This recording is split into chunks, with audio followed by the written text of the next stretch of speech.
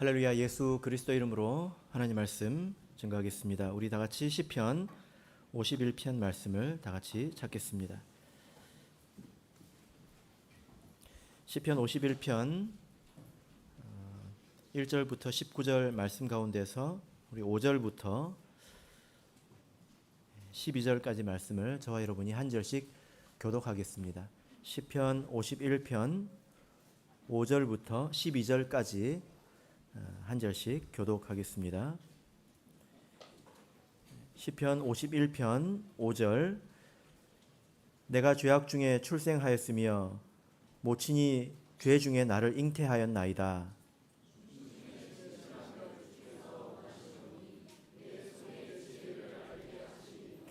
우슬초로 나를 정결케 하소서. 내가 정하리이다. 나를 씻기소서. 내가 눈보다 희리이다.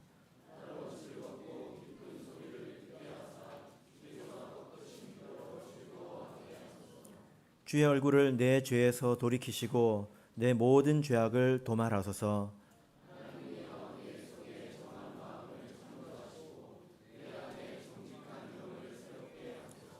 나를 주 앞에서 쫓아내지 마시며 주의 성신을 내게서 거두지 마소서. 주의 구원의 즐거움을 내게 회복시키시고 자원하는 심령을 주사 나를 붙드소서. 아멘. 네, 오늘 이 시간은 참된 회개의 특징 두 번째 시간입니다. 제가 대만 우리 어떤 그 형제님의 간증을 들은 적이 있습니다. 나중에 보니까 이분이 제가 대만을 방문했을 때 이제 만나 본 적이 있는 이제 이후에는 집사님이 되신 분인데요. 그분의 그 장인이 세례를 받기까지에 있었던 여러 가지 과정에 관한 내용이었습니다. 이분이 이 장인 어른이 말기암에 걸렸습니다. 제 진단을 받을 때부터 말기암이었고, 그리고 나중에는 혼수 상태에 빠지게 되었습니다. 이제 그제서야 이제 이 딸 부부가 결심을 하고 이 혼수 상태에 빠진 이 분을 이렇게 세례를 바쳐야겠다 이렇게 결심을 하고 세례를 이제 주기까지의 제 과정인데요. 근데 놀랍게도 세례를 주는 날 이분이 갑자기 의식을 찾았습니다. 그리고 믿음을 받아들이고 회심하고 또 세례를 받고 교회 와서 세종례도 하고 성찬례도 하고 이제 이랬던 이제 과정에 많은 은혜가 있었습니다. 그런데 믿음을 시험하는 것처럼 그날 대만이 보통 따뜻한 나라잖아요. 근데 그날 냉수대가 들어와서 바닷물의 온도가 13도였습니다. 그리고 차가운 바람이 아주 심하게 부는 그런 날이었습니다.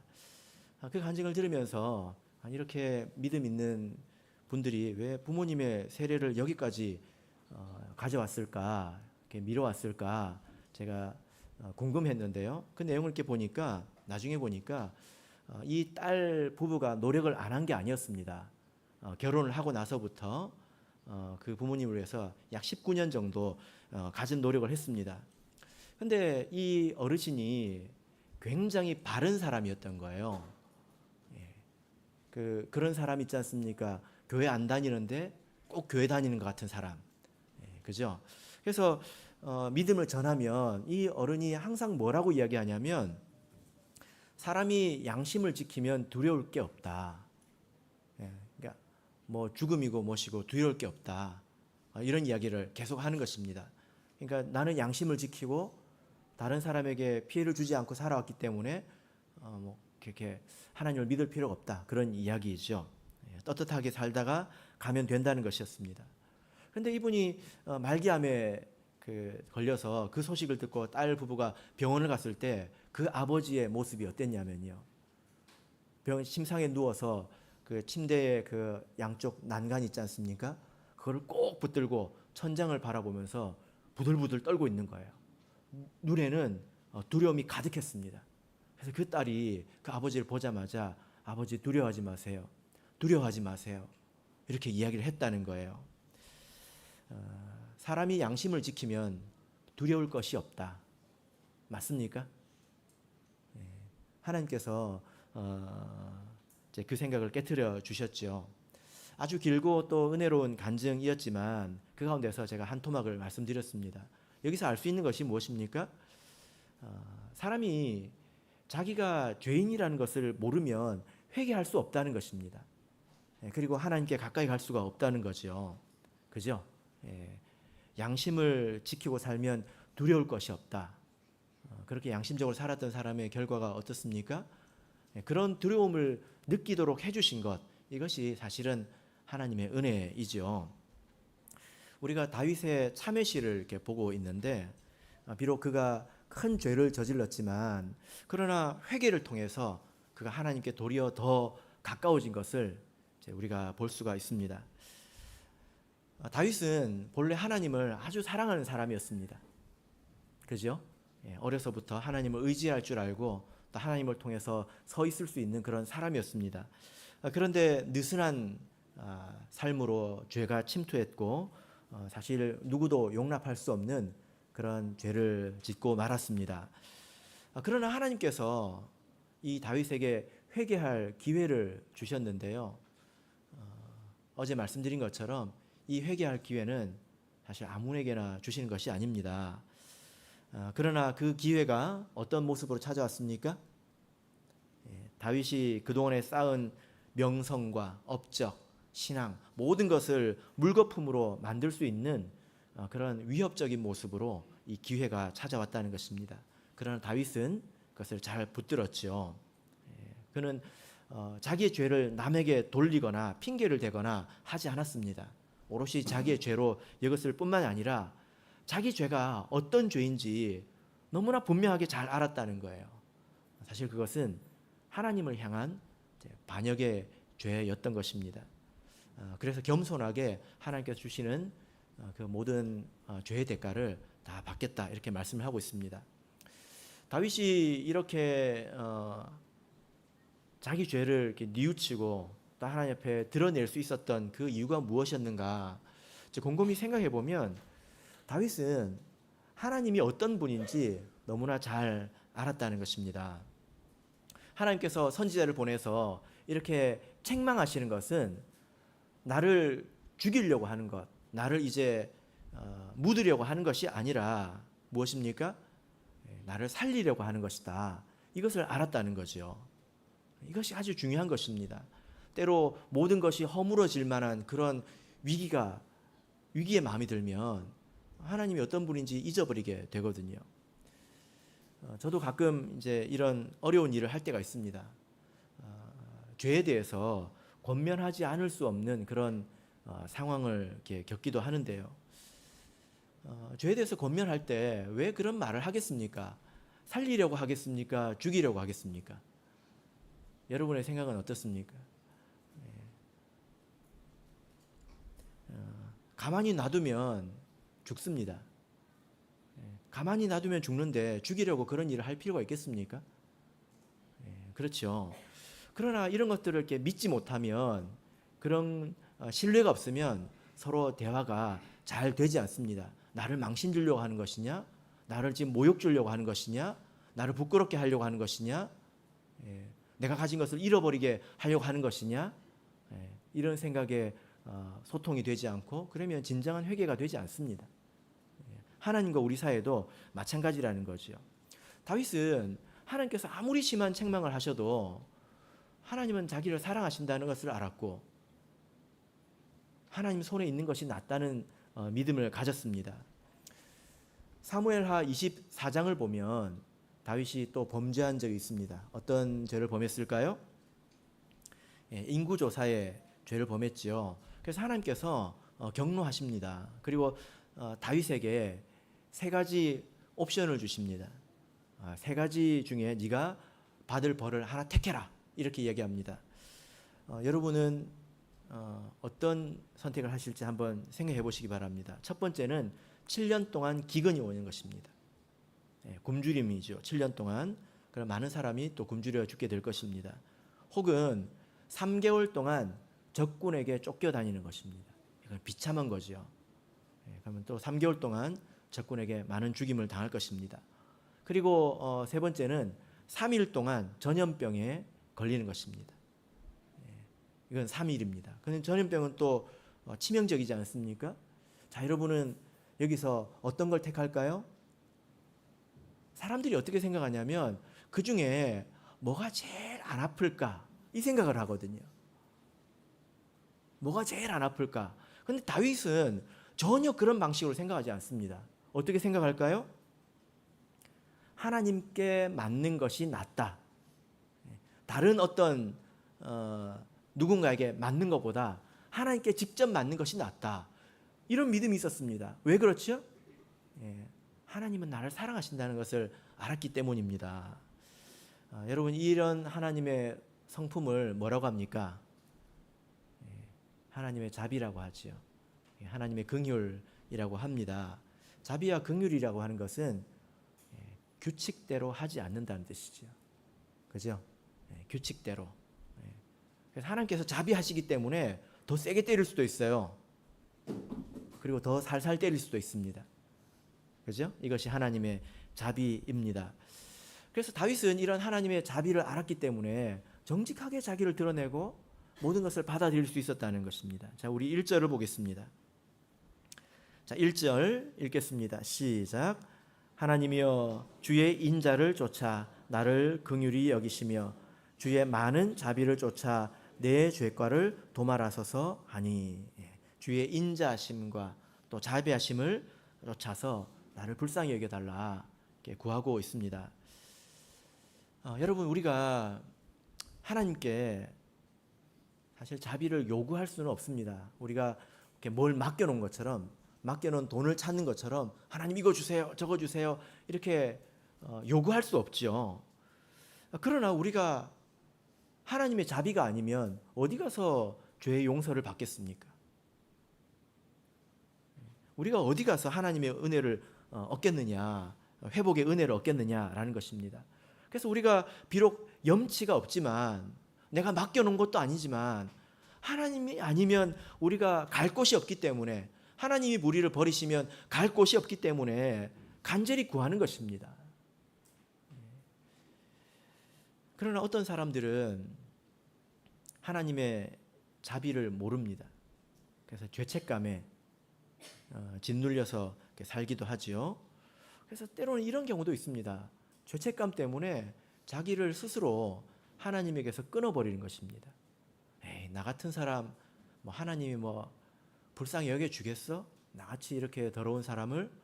이렇게 스스로 하나님과 자신을 끊어버리기도 합니다.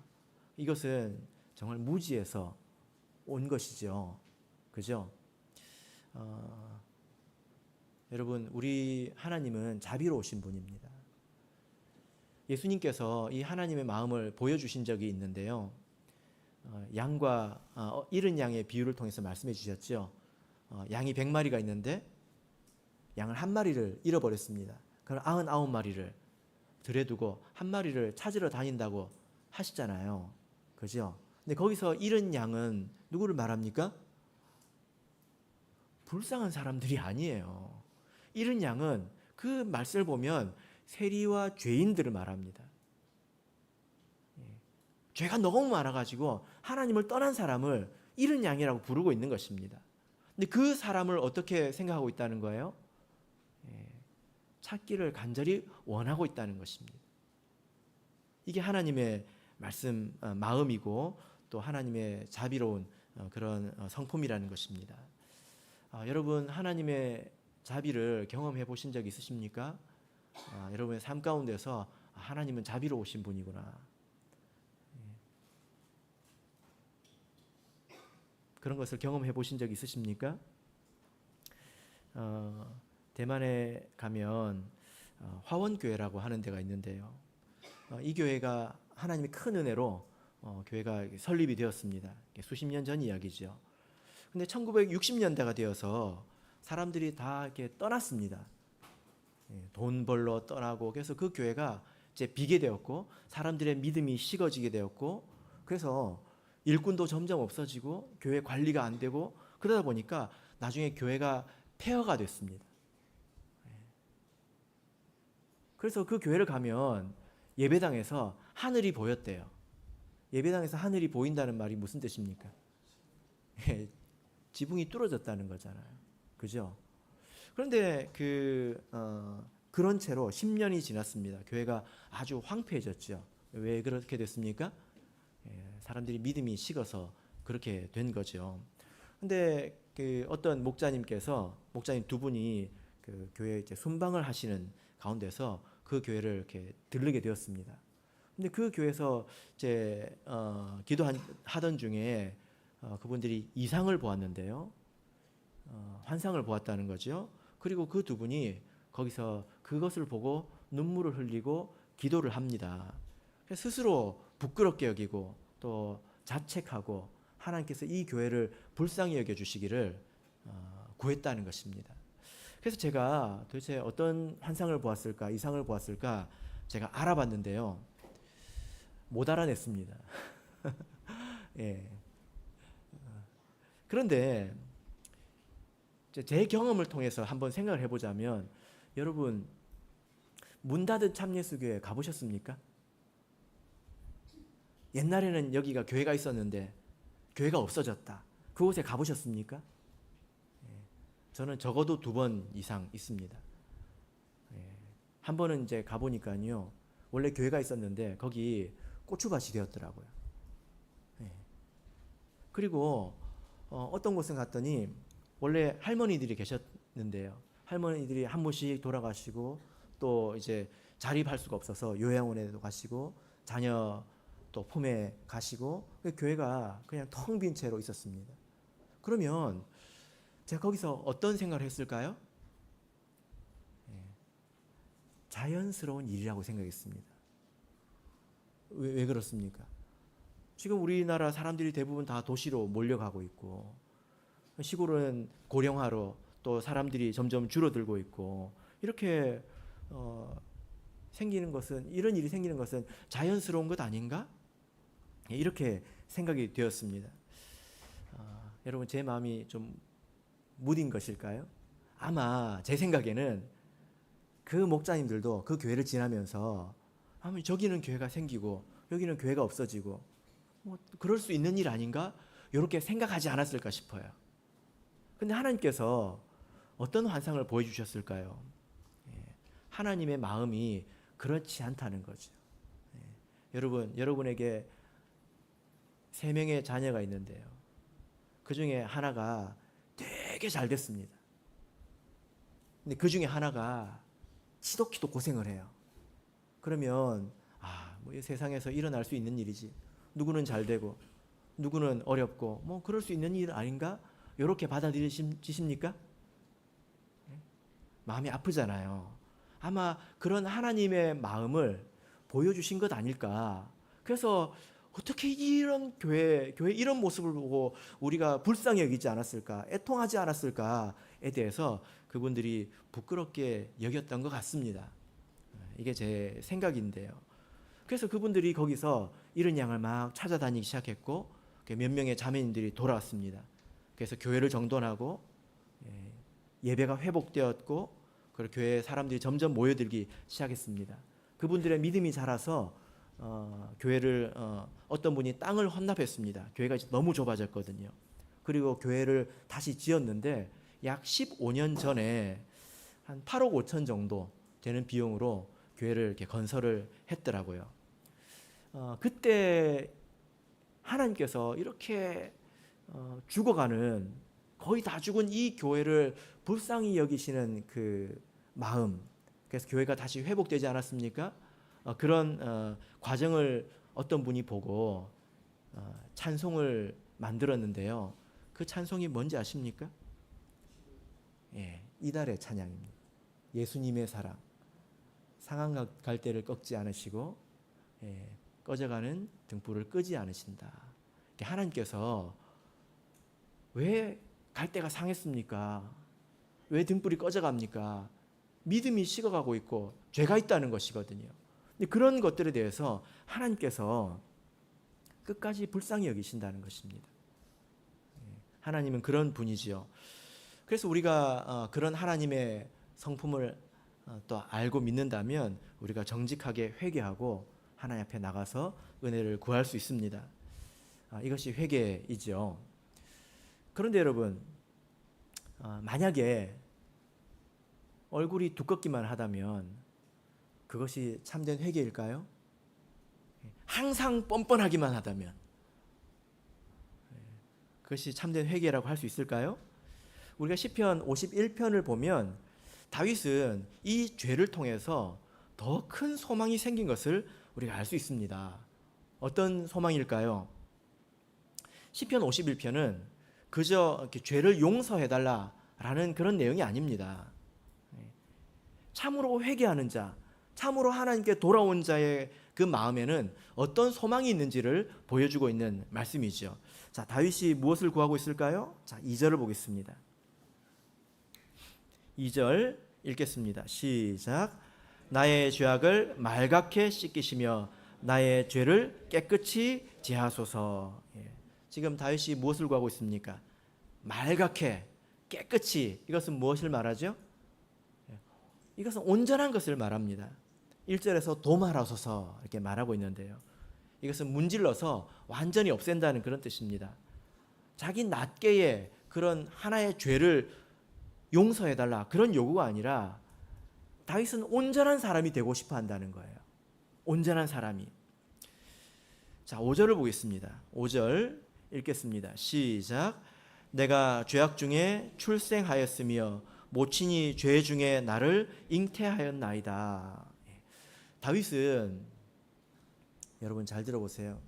다윗은 자기가 그런 죄를 짓고 나서 자기도 깜짝 놀랐을 거예요. 그래서 자기라는 사람을 더 깊이 들여다보게 된 것입니다.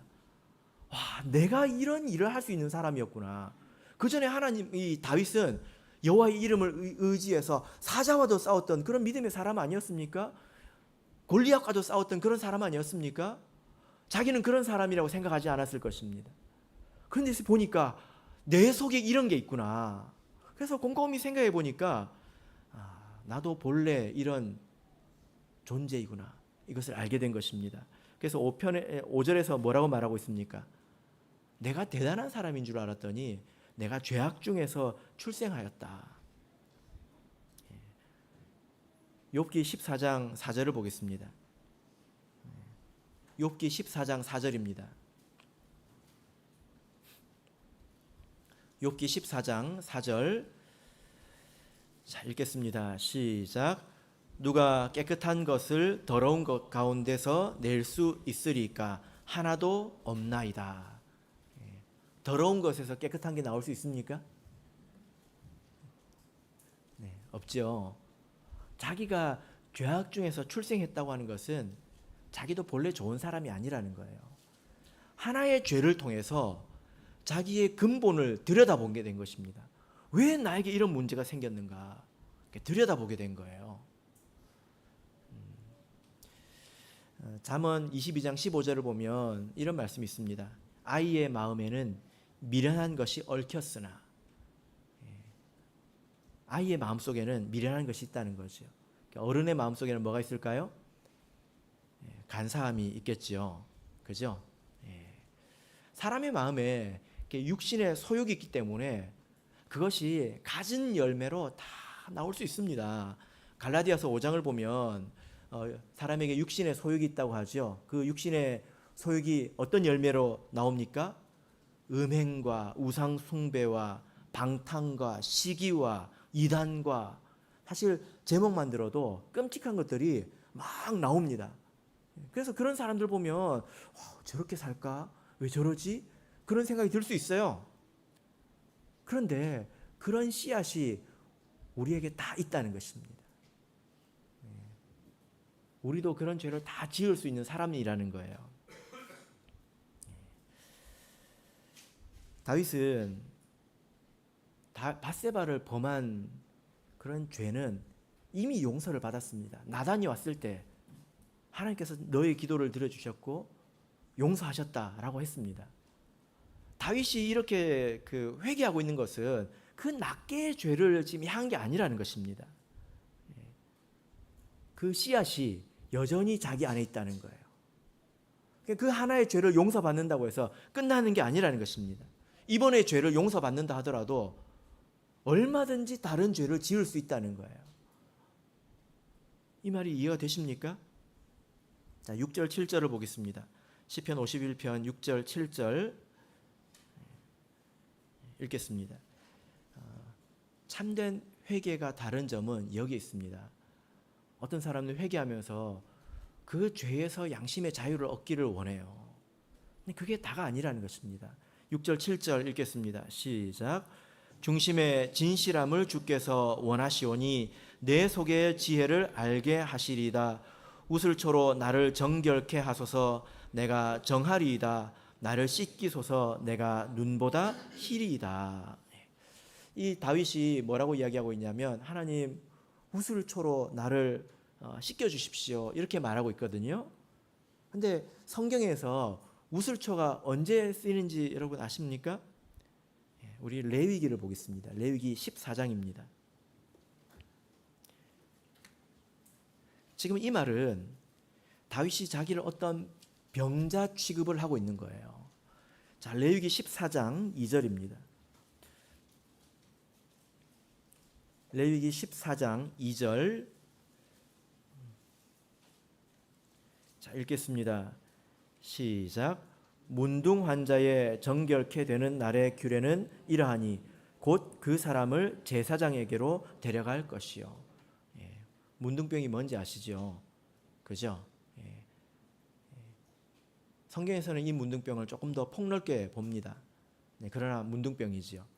이 문둥병이 완전히 치유되었을 때 어떻게 할까요?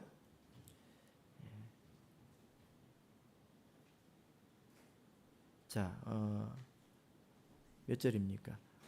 6절을 보겠습니다. 6절 읽겠습니다. 시작. 다른 새는 산대로 취하여 백항목과 홍색실과 우슬초와 함께 가져다가 흐르는 물 위에서 잡은 새 피를 찍어 7절 문둥병에서 정결함을 받을 자에게 7번 뿌려 정하다 하고 그 산새는 들에 놓을지며. 문둥병에서 치유된 사람에게 우슬초를 가지고 피를 이렇게 뿌린다는 거예요. 우슬초가 누구한테 필요합니까? 문둥병 환자한테 필요하다는 것입니다. 다윗은 자기의 죄를 무엇으로 여기고 있는 것입니까? 문둥병으로 여기고 있다는 것입니다. 한번 생각해 보십시오. 문둥병 환자는 몸에 여기저기 상처가 있잖아요. 코도 문드러지고 귀도 문드러지고 손톱도 빠지고 하잖아요. 여기 예를 들어 상처가 생겼습니다. 그 상처에 약을 발라가지고 그 상처가 아물면 된 것입니까? 그러면 이제 끝난 것입니까? 아, 나는 치유받았다라고 말할 수 있습니까? 아니잖아요. 얼마든지 다른데 그 상처가 다시 생길 수 있습니다. 하나의 죄를 용서받은 것은 상처를 치유한 것에 불과하다는 거예요. 다윗이 무엇을 원하고 있습니까? 이 문둥병은 그 속에 근원이 있잖아요. 바이러스 같은 그런 근원이 있지 않습니까? 그래서 이 저 속에서부터 온전해지고 싶다는 것입니다. 이 하나의 죄 용서함을 받은 것은 감사한 일이지만, 그러나 그것이 다가 아니라 그걸 통해서 자기 속에 깊은 곳에 더러움이 있다는 걸 알았다는 거예요. 육체에 소욕이 있고 악이 있다는 것을 알았다는 것입니다. 그것을 씻어달라는 거예요. 여러분, 그래서 내가 행한 어떤 하나의 일로 자기 속을 깊이 들어봐야 합니다. 상처만 보지 말고 깊이 들어봐야 합니다. 어떤 마음이 나에게 있습니까? 육체에 소욕이 있고 죄의 씨앗이 있습니다. 조금만 놔두면 이것에서 여러 가지 더러운 것들이 많이 열매 맺는다는 것을 알 수 있습니다. 그게 나이죠. 우리 가운데 예외가 없습니다. 다윗이 그걸 지금 구하고 있는 거죠. 이게 참된 회개 아니겠습니까? 그래서 6절을 보시면요. 본문으로 돌아가서 6절을 보시면 우리 주님께서 무엇을 원하십니까? 중심의 진실함을 주께서 원하신다는 거예요. 그리고 우리 마음 가운데 지혜가 있기를 원하신다는 것입니다. 다윗이 이렇게 자기를 생각해 봤을 때 그런 거죠. 자기가 왜 이런 죄를 범하고 있는가? 마음속에 중심의 진실함이 있는 게 아니라는 것입니다. 마음의 중심에는 쾌락에 대한 갈망이 있다는 것입니다. 그러나 흉내내고 있다는 거죠.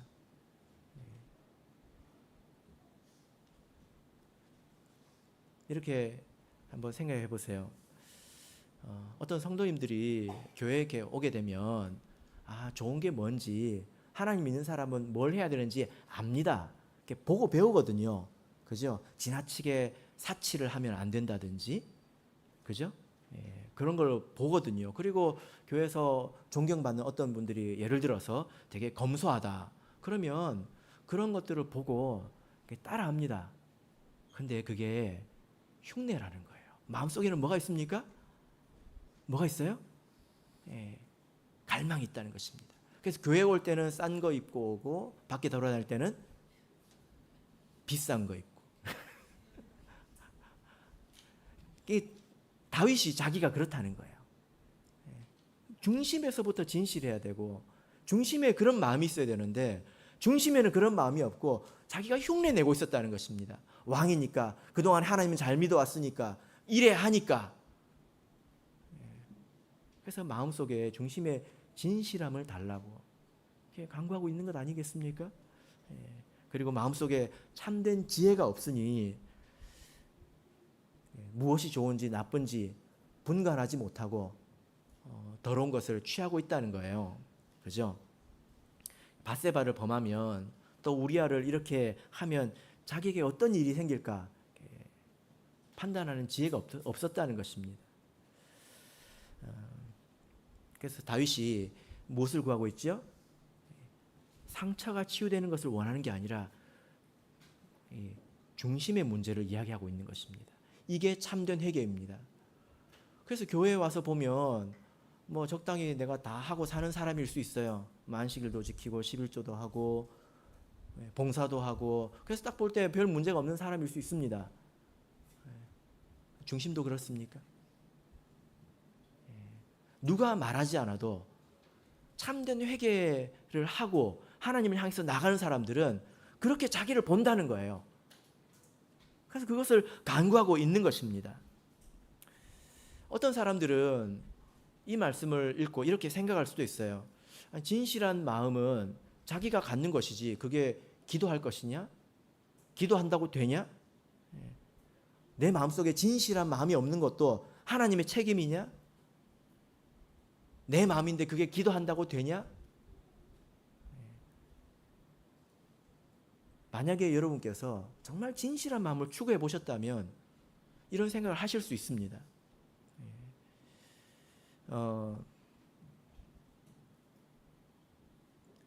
그런 사람들이 있거든요. 정말 마음속에서부터 내가 벗어나고 싶은데 싸워보다가 잘 안 돼서 회의감에 빠진 사람들도 있습니다. 그런데 간절히 원하는 사람은 이렇게 말할 거예요. 예수님께서 이 땅에 계셨을 때 자기 아들이 귀신 들린 사람이 있었잖아요. 그죠? 이 사람이 예수님 제자들한테 왔는데 제자들이 못 고쳤습니다. 그죠? 그래서 예수님께서 와가지고 막 책망한단 말이에요. 그러니까 이 사람이 막 도와달라고 간절히 합니다. 지식은 없고요. 마음속에 뭐만 있습니까? 간절함만 있어요. 자기 아들이 아프니까. 그죠? 그래서 예수님께서 그때 책망하시잖아요. 할 수 있거든이 무슨 말이냐. 믿는 자에게는 능치 못함이 없다. 이렇게 이야기하니까 이 사람이 뭐라고 말합니까? 제가 믿습니다. 근데 믿음 없는 거 좀 도와주세요. 이 말에 대해서 비판하는 사람들도 있거든요. 이게 말이 되냐? 근데 그러면 뭐라고 말할까요? 뭐라고 말할까요? 믿음 없는 것을 도와달라고 말하는 거 빼고 뭐라고 말할까요? 제가 아무리 생각해봐도요. 그 사람은 그 말을 하는 것이 최선입니다. 내 중심에 간절함을 원하는 사람들은 하나님께 이렇게 기도할 거라는 말이죠. 그죠? 10절을 보겠습니다. 우리가 10절을 보시면 우리가 귀한 진리를 배울 수 있습니다. 10절 읽겠습니다. 시작. 하나님이여 내 속에 정한 마음을 창조하시고 내 안에 정직한 영을 새롭게 하소서. 간혹 이제 조금 전에 말씀드린 것처럼 어떤 청년들은 절망스러워합니다. 정말 괴로워합니다. 죄에서 벗어나지 못하고 자기 마음속에서 더러운 것들이 생겨나는 것을 볼 때 막 괴로워해요. 그러다 보면 나중에 시험에 들기도 합니다. 어떤 시험에 들까요? 나 같은 인간은 기도해도 안 된다. 이렇게 이야기합니다. 그런 얘기 들어보셨습니까? 나 같은 사람은 기도해도 안 된다. 네, 그렇지는 않습니다, 여러분. 그런 게 아니라 원래 그것이 힘든 것입니다. 사람의 마음이 변하는 것이 가장 귀한 것이기 때문에 힘든 일은 힘들게 해야 되는 거 아닙니까? 안 그래요? 하나님, 저 마음 좀 착하게 변하게 해주세요. 뚝딱. 그래서 될 것 같으면 뭐가 문제가 되겠습니까? 마음이 변하는 것은 천지가 변하는 것만큼 어렵습니다. 그래서 이것은 간절히 오래 믿음을 가지고 구해야 합니다. 여기서 보면 다윗이 분명히 이렇게 말하고 있잖아요. 하나님, 내 속에 정한 마음을 창조하시고, 이렇게 말하고 있지 않습니까? 하나님이 할 수 있다는 것입니다. 창조라고 하는 것은, 여기서 쓰인 이 창조라고 하는 단어는요, 창세기 1장 1절에서 하나님이 태초에 천지를 창조하시니라 할 때 그 창조입니다. 무에서 유를 만들어내는 것입니다.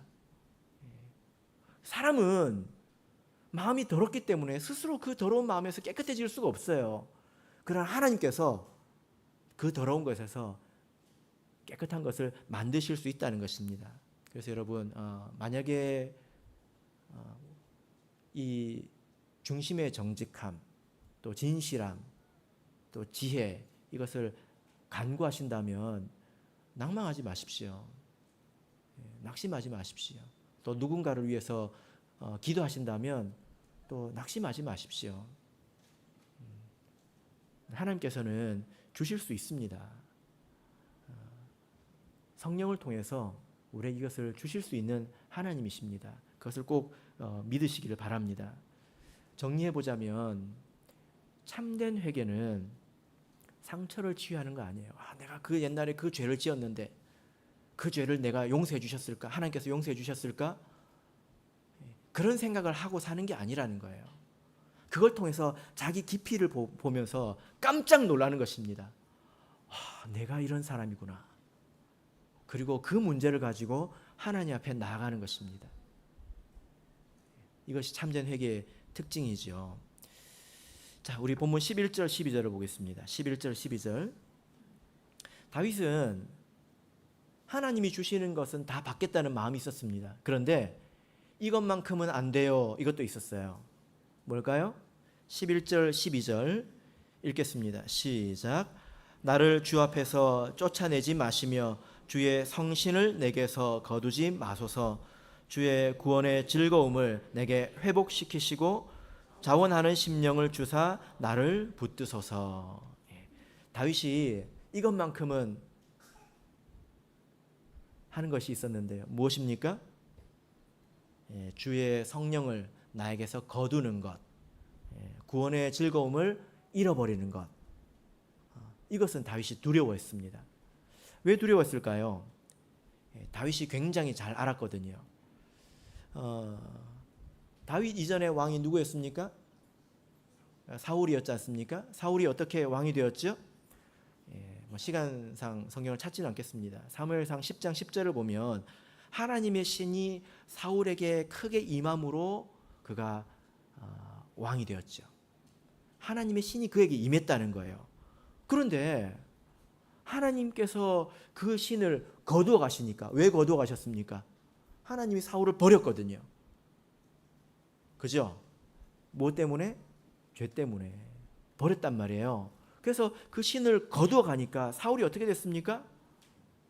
그 뒤에 악신이 와서 사울을 번뇌하게 했습니다. 사울이 자기 마음을 주체하지 못하는 사람이 되었어요. 사람이 이상해졌습니다. 그래서 하나님께서 그 성령을 거두어 가시면 그 사람이 어떻게 되는지 다윗이 너무 잘 알잖아요. 그 사람에게 자기가 얼마나 큰 고난을 받았습니까? 참 무서운 것이 사울에게 고난받는 것보다 사울 같은 사람이 되는 게 사실 더 무서운 거거든요. 그죠? 자기가 봤단 말이에요. 그런데 자기가 이런 죄를 지어서 하나님께서 자기에게 주신 그 성령을 거두어 가시고 자기도 사울 같은 사람이 되면 어쩌나 두려움이 있는 것입니다. 그리고 다윗이 사울에게 쫓길 때요, 너무 힘들었지만 그러나 하나님께서 자기와 함께 하신다는 그런 감동이 있었습니다. 시편 18편을 볼까요? 18편 2절을 보겠습니다. 시편 18편 2절 같이 읽어보겠습니다. 시작. 여호와는 나의 반석이시요 나의 요새시요 나를 건지시는 자시요 나의 하나님이시요 나의 피할 바위시요 나의 방패시요 나의 구원의 뿌리시요 나의 산성이시로다. 이 시편의 표제를 한번 보십시오. 언제 적혔을까요? 사울에게서 구원받았을 때, 사울에게서 쫓겨가지고 죽을 똥말똥하고 도망 다니다가 그때 구원받았을 때 힘들었지만 하나님께서 함께 하신다는 그런 감동이 있었단 말이에요. 그래서 하나님은 나의 산성이고 구원이고 나의 피할 바위시고 나의 방패시고 그 감동을 풍성하게 노래하고 있지 않습니까? 그런데요, 다윗이 평안해졌습니다. 그리고 죄를 짓고 나서 이게 없어졌다는 거예요. 하나님이 나와 함께 하신다, 하나님 나를 구원하신다, 그런 기쁨, 감동 이런 게 없어진다는 것입니다.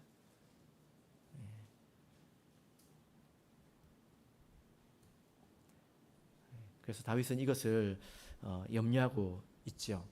그죠? 우리도 이것을 염려해야 되는 것입니다. 참된 회개의 특징을 마지막으로 하나만 보겠습니다. 13절입니다. 시편 51편 13절. 이것은 간단하게만 말씀드리겠습니다. 13절 읽겠습니다. 시작. 그러하면 내가 범죄자에게 주의 도를 가르치리니 죄인들이 죽게 돌아오리이다. 참된 회개의 특징은 이렇습니다. 회개라고 하는 것은 하나님과 나와 지극히 개인적인, 개별적인 그런 문제이지 않습니까? 근데 하나님 앞에 참된 회개를 한 사람은 반드시 함께하는 신앙을 추구한다는 것입니다. 자기 혼자 별도의 신앙을 추구하는 것이 아니라 반드시 함께하는 그런 신앙을 세워갑니다. 그래서 18절, 19절을 보면 그가 자기를 위해서 구하는 것이 아니라 예루살렘과 시온, 하나님의 백성의 공동체를 위해서 구하고 있는 것을 볼 수 있습니다. 그래서 우리가 다 같이 하나님께 온전한 번제를 드리고 싶다, 다 같이 함께 세워나가겠다, 그런 마음이 있지 않습니까? 말씀의 결론 맺겠습니다. 회개는 우리가 일평생 해야 되는 것입니다. 이것은 죄에 얽매여서 살아가는 것이 아니라, 항상 그 무거운 마음으로 살아가는 것이 아니라 자기 속을 아는 거죠. 그리고 그 자신을 하나님께 의탁하는 것입니다. 그리고 하나님께서 인도해 주시는 그 음성을 들으면 기쁘고 그 음성을 따라서 하루하루 살아가는 것이지요. 이런 신앙의 길을 걸어가시는 저와 여러분이 되시기를 예수 그리스도의 이름으로 축복합니다.